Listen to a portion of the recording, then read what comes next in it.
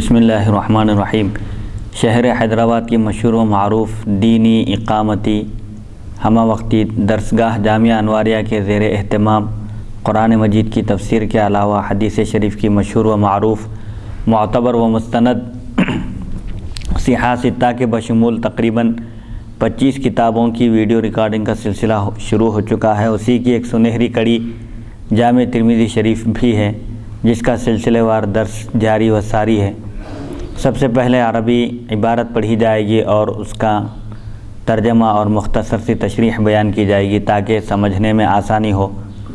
اللہ تعالیٰ سے دعا ہے کہ وہ ہم کو سننے اور سنانے سے زیادہ عمل کرنے کی توفیق عطا فرمائے، آمین۔ حدیث نمبر 1568، ابواب النذور والایمان، عن رسول اللہ صلی اللہ علیہ وسلم، باب ما جاء عن رسول اللہ صلی اللہ علیہ وسلم الا نذر فی معصیۃ۔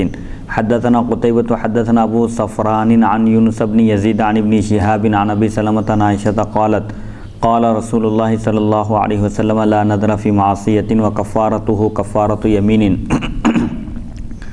وفی الباب عن ابن عمر وجابر وعمران بن حسین وهذا حدیث لا يصح لأن الزهري لم يسمع هذا الحديث من ابي سلمة سمعت محمدا يقول روي عن غير واحد منهم موسى بن عقبة وابن ابي عتيق عن الزهري عن سليمان بن ارقم عن يحيى بن ابي كثير عن ابي سلمة عن عائشة عن النبي صلى الله عليه وسلم قال محمد والحديث هو هذا۔ نظریں اور قسموں کا بیان، نظر ماننے کا اور قسم کھانے کا یہ بیان ہے۔ اللہ تعالیٰ قرآن پاک میں ارشاد فرماتا ہے، نظر پوری کرنے والوں کی تعریف کرتے ہوئے، یوفون بالنذر، وہ نظر کو پورا کرتے ہیں۔ کوئی منت مانگتے ہیں اللہ تعالیٰ سے، مثال کے طور پر کوئی یہ کہے کہ اگر میرا فلاں کام بن جائے تو میں اللہ کے لیے روزہ رکھوں گا، یا مسکینوں کو کھانا کھلاؤں گا، یا اللہ کی راہ میں خیر خیرات کروں گا۔ اس طرح کی نظر ماننا شریعت میں جائز ہے۔ اور قسم کھانے کا بیان ہے، کوئی قسم کھا لے تو کیا حکم ہے۔ قسم کی بھی 3 قسمیں ہیں، کہ یمین لغو ہے، یعنی جو تکیہ کلام بن جاتا ہے لوگوں کا بات بات میں قسم کھانے کا، تو یمین لغو میں کفارہ نہیں ہے۔ اور اس کے بعد ایک قسم ہے یمین غموس۔ یمین غموس میں اگر کوئی قسم کھائے یمین غموس اور قسم توڑ دے تو وہ گناہ گار ہوگا۔ اور ایک ہے یمین منعقدہ، اگر اس قسم کو توڑ دے تو اس میں کفارہ بھی واجب ہے۔ اگر قسم پوری کرے تو کوئی حرج نہیں ہے، کوئی بات نہیں ہے، لیکن اگر کوئی قسم کھا کر قسم توڑ دے تو اس پر کفارہ واجب ہے، جس کی تفصیل قرآن پاک میں سورہ مائدہ میں آئی ہے کہ اس کا کفارہ کیا ہے۔ فکفارتہ اطعام 10 مساکین، 10 مسکینوں کو کھانا کھلانا، یا ان کو کپڑے پہنانا، یا ایک غلام آزاد کرنا ہے۔ اگر ان چیزوں کی استطاعت نہیں ہے تو پے در پہ 3 روزے رکھنا قسم کا کفارہ ہے۔ پے در پہ مانے مسلسل کنٹینیو 3 روزے رکھنا، یہ قسم کا کفارہ ہے۔ نظر ماننا شرعاً درست ہے، اسی لیے احادیث میں اس کا ایک مستقل باب بھی آیا ہے کہ نظر اور قسم دونوں کا بیان ہے۔ اور سابقہ ہماری جو نشستوں میں آپ یہ فرمائے تھے کہ ایک صحابی رسول حبیب مکرم صلی اللہ علیہ وسلم کی بارگاہ میں حاضر ہوئے، عرض کیے، یا رسول اللہ صلی اللہ علیہ وسلم، میں روزہ رکھنا چاہتا ہوں۔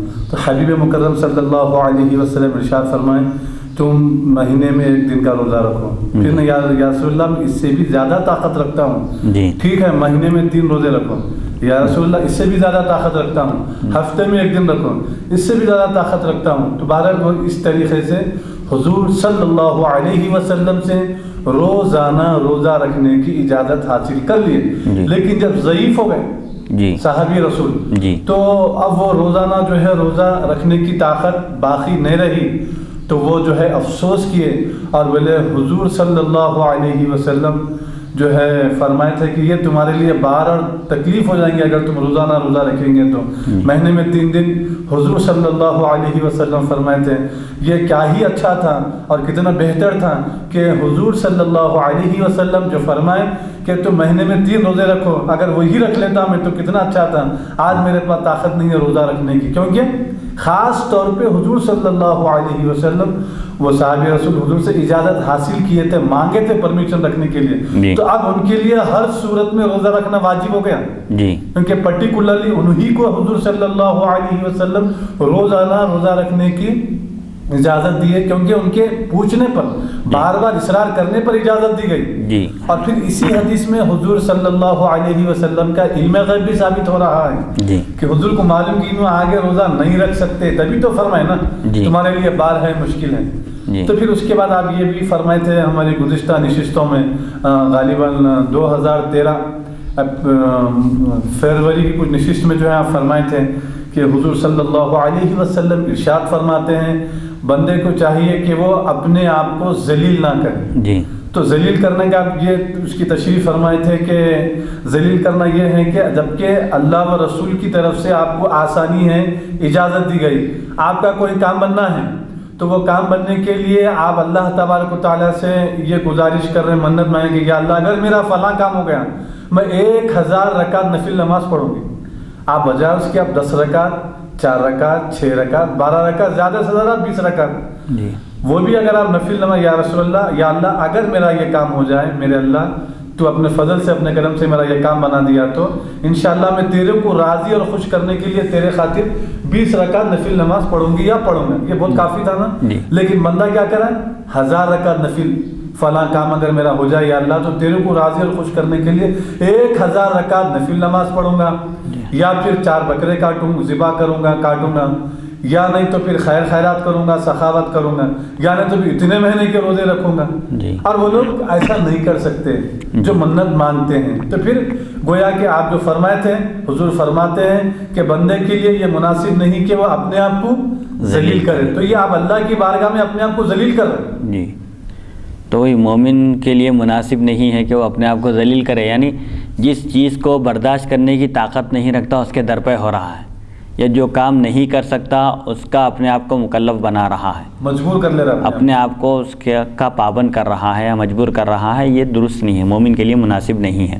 تو اسی لیے یہ بھی بتایا جا رہا ہے کہ گناہ میں نظر نہیں، گناہ کی نظر مانا کوئی فلاں کو میں قتل کر دوں گا یا ایسا کروں گا ایسا، بہرحال شرعی حکم کی جہاں خلاف ورزی ہو رہی ہے، ایسی کوئی قسم کھایا ہے ایسی کوئی نظر مانا ہے تو اس کو پورا کرنا نہیں ہے، بلکہ اس کو توڑ دینا ہے اس قسم کو، اور قسم توڑ دیے تو اس کا کفارہ، نظر کا کفارہ بھی وہی ہے جو قسم کا کفارہ ہے، یعنی 10 مسکینوں کو کھانا کھلانا اوسط درجے کا، یا ان کو کپڑے پہنانا، یا ایک غلام کو آزاد کرنا، یا مسلسل کنٹینیو 3 روزے رکھنا۔ حضرت عائشہ رضی اللہ عنہا سے روایت ہے، رسول اکرم صلی اللہ علیہ وسلم نے فرمایا گناہ میں نظر اور پورا کرنا جائز نہیں ہے، گناہ میں نظر نہیں ہے، مطلب گناہ کی نظر ماننا نہیں ہے، یہ درست نہیں ہے، اگر کوئی مان لے تو اس کو پورا کرنا بھی نہیں ہے، اچھی نظر کو پورا کرنا ہے، اور اس کا کفارہ وہی ہے جو قسم کا کفارہ ہے۔ اس باب میں حضرت ابن عمر، جابر اور عمران بن حسین رضی اللہ عنہم سے بھی روایت مذکور ہیں۔ یہ حدیث صحیح نہیں کیونکہ زہری نے ابو سلمہ سے حدیث نہیں سنی، امام ترمذی نے امام بخاری سے سنا، وہ فرماتے ہیں یہ حدیث متعدد کئی صحابہ سے مروی ہے، ان میں موسیٰ بن عقبہ اور ابن ابی عتیق شامل ہیں، جو بواسطہ زہری سلیمان بن ارقم، یحییٰ بن ابی کثیر، ابو سلمہ اور حضرت عائشہ رضی اللہ عنہا نبی اکرم صلی اللہ علیہ وسلم سے روایت کرتے ہیں۔ امام بخاری فرماتے ہیں حدیث یہی ہے، یعنی ایک دوسری سند سے جو آئی ہے وہ اصل میں معتبر حدیث ہے، قابل بھروسہ ہے، اس کے جو روات ہیں وہ سب ثقہ ہیں، قابل بھروسہ ہیں۔ یعنی اس سے معلوم یہ ہوا کہ جو لوگ جو ہے نا مطلب یہ منت مانگتے ہیں، بعض ہمارے مسلمان بھائی جو سیدھے سادے ہیں، جو علم دین حاصل نہیں کریں، جو زیادہ شعور اور علم دین حاصل نہیں کیے، اور نہ ہی علماء کرام کی صحبت میں بیٹھے، اور نہ ہی ان کا جو ہے نا نشست جو اٹھتے ہیں بیٹھتے ہیں وہ علمی حلقہ نہیں ہے ان کا، جی، تو ایسی صورت میں لوگ کیا کرتے ہیں کہ اگر میرا بچہ ہوا تو ہم جو ہے نا جہانگیر پیا رحمۃ اللہ علیہ کی درگاہ میں جو ہے نا بال کاٹیں گے اس کے بول کے منت کر لیتے، بال کاٹیں گے جی، اور بکرا کاٹ کے بال کاٹنے کی منت کر لیتے جی، تو ایسی منت کرتے کہ وہ 5 سال کا، 6 سال کا، 7 سال کا ہو جاتا، جاتے نہیں وہ بالا کاٹتے نہیں، تو یہ مناسب نہیں ہے کہ ایسی منت نہ مانگی جائے کہ بال کاٹنے کی منت مانگ رہے ہیں۔ جی بھائی ایسی منت، بال کاٹنے کی کیا منت ہے آپ کی؟ بھائی منت بولے تو اچھی چیزوں کی منت ہوتی ہے نا، جی، جیسا خود تلاوت قرآن ہے، نماز پڑھنا ہے، خیرات کرنا ہے، سخاوت کرنا ہے، ایسی بکرا وغیرہ کاٹنا ہے، جی، یہ چیزیں چلو بھائی اس سے لوگوں کو فائدہ ہو رہا ہے، یہ بال کاٹنے میں کیا ہے؟ فلاں. اچھا پھر اس کے علاوہ اور کیا کر رہے ہیں؟ وہ ڈوریاں جو آتے دیکھیے اب آج کل جو ہے درگاہوں میں، اولیاء اللہ کے مزار شریفوں میں، درگاہوں میں آپ دیکھیے، بلکہ پورے ہندوستان میں جی شاید کوئی ایسی درگاہ ہوں گی، میں تو اب تک تو نہیں دیکھا، کیونکہ میں کم سے کم 3000 بزرگوں کے، اولیاء اللہ کے درگاہوں کی زیارت کیا ہوں. کہیں کوئی ایک درگاہ ایسی نہیں ملی میرے کو جہاں پر ناڑے بنے ہوئے نہیں ہیں، جہاں پر خفلاں لگے ہوئے نہیں ہیں، جہاں افسوس کا مقام یہ ہے کہ یہ غیر مسلموں کا طریقہ ہے. جی یہ بالکل غیر مسلموں کا طریقہ ہے. اب دیکھیے وہ لوگ غیر مسلم کیا کرتے اپنے مندروں میں، جہاں پر بھی وہ لوگوں کا جو نیت ہری تھی، ان لوگوں کی منت ہری تھی، ان لوگوں کا ڈوریاں بنتے ہیں، ناڑے بنتے ہیں اور خفلاں وغیرہ لگاتے کرتے. اور بدبختی کی انتہا دیکھیے آپ، حضرت یہ فلاں عورت سے میری شادی کرا دی ہے بول کے جو ہے نا وہ لو لیٹر جو ہے نا وہ انگلش میں لکھ کے لگا رہا درگاہ کے اندر انہیں.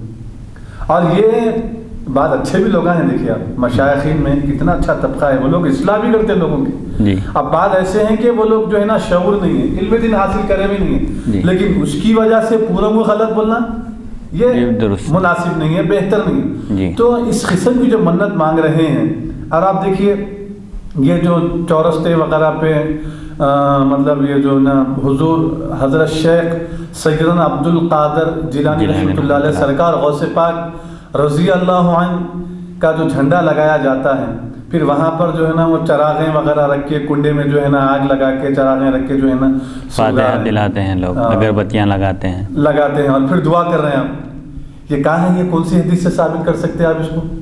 نہ قرآن میں ہے نہ حدیث میں ہے. اور ایسی سری گمراہی ہے، کھلم کھلا حرام اور ناجائز ہے یہ کام، کھلم کھلا. آپ اپنے اولیاء اللہ سے جو محبت آپ جو رکھتے ہیں، ان سے جو آپ محبت کرتے ہیں، اس کا ثبوت کیا ہے؟ ان کے جو فرمائے ہوئے ارشادات ہیں اس پہ عمل کریے، اس سے زیادہ ان کو خوشی ہوں گی. جی اب ہم سمجھ رہے ہیں. اگر میں غلط ہوں تو میری اصلاح فرمائیں. نہیں درست ہے بالکل. یہاں کنڈے لگا رہی ہے، غیر مسلموں کا طریقہ ہے. جی چراغاں لگا رہے ہیں، وہ اس میں تیل ڈال کے جو ہے نا روئی کو جو ہے نا تھوڑا سا اونچا کر کے اس میں آگ لگائی جا رہی ہے. آپ بتائیے غیر مسلموں میں اور ہمارے میں کیا فرق رہا؟ جی نہیں. چلے کا مطلب کیا ہے؟ حضرت غوث اعظم دستگیر رضی اللہ عنہ، حضرت غریب نواز، بزرگان دین جس مقام پر چلہ بیٹھ کر عبادت کیے تھے، اللہ تعالیٰ کی عبادت میں منہمک اور مصروف ہو گئے تھے، وہ متبرک مقام ہے. تو ہر جگہ کہاں بیٹھے لوگ چلہ؟ ہندوستان میں دنیا کے چلے بنا دیے لوگ، سڑکوں پر بنے ہوئے ہیں، گلیوں میں، گلی کوچوں میں. اب وہاں پر جو عوام الناس ہے، جہلا ہیں،